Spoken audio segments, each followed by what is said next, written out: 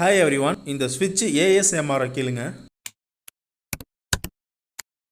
எதனால ஸ்விட்ச் எல்லாமே இந்த மாதிரி கிளிக்கிங் சவுண்டு தர மாதிரி உருவாக்கப்படுது? இதை தெரிஞ்சிக்க லைவ் ஒயரையும் நியூட்ரல் ஒயரையும் நெருக்கமாக கொண்டு போகும்போது பாருங்க, ஒன்று தொடாமலேயே நடுவில் ஸ்பார்க் உருவாகி கரண்ட் ஃப்ளோவாக ஆரம்பிச்சிடும். இப்படி உருவாகிற ஸ்பார்க்கோட வெப்பம் அதிகமாக இருக்கிறதுனால இந்த ரெண்டு ஒயர் மேலேயும் கருப்பாக சாம்பல் மாதிரி கார்பன் லேயர் உருவாக ஆரம்பிக்கும். இதை தான் ஆக்சிடேஷன் சொல்லுவோம். இந்த ஆக்சிடேஷன் லேயர் அதிகமாக ஒரு கட்டத்தில் ரெண்டு ஒயரும் ஒன்று டச் பண்ணா கூட கரண்ட் ஃப்ளோ நடக்காது. ஸோ ஸ்விட்சோட கான்டாக்ட்ஸில் இந்த மாதிரி ஸ்பார்க் உருவாகிறத தடுக்கணும்னா அது 200+ வோல்ட் அதிக பவர் ஃப்ளோ நடக்கிற இடத்துலலாம் டோட்டலி இம்பாசிபிள். பட் ரெண்டு கான்டாக்ட்ஸும் வேகமாக கனெக்ட் அண்ட் டிஸ்கனெக்ட் ஆகிறது மூலியமா ஸ்பார்க் உருவாகிற டைம் டியூரேஷனை கம்மி பண்ணி ரெண்டு கான்டாக்ட்ஸும் வீணா போறதை தாமதப்படுத்தலாம். இந்த ஃபாஸ்டர் கனெக்ட் அண்ட் டிஸ்கனெக்ட்டுக்காக தான் நம்ம ஸ்விட்சில் லேசாக ப்ரெஸ் பண்ணாலே ஆன் இல்லை ஆஃபுக்கு டப்புன்னு சேஞ்ச் ஆகிற மாதிரி ஸ்ப்ரிங் மெக்கானிசம் கொடுத்துருக்காங்க. இதுதான் நமக்கு சாட்டிஸ்ஃபேக்டரியான கிளிக்கிங் சவுண்டையும் கொடுக்குது.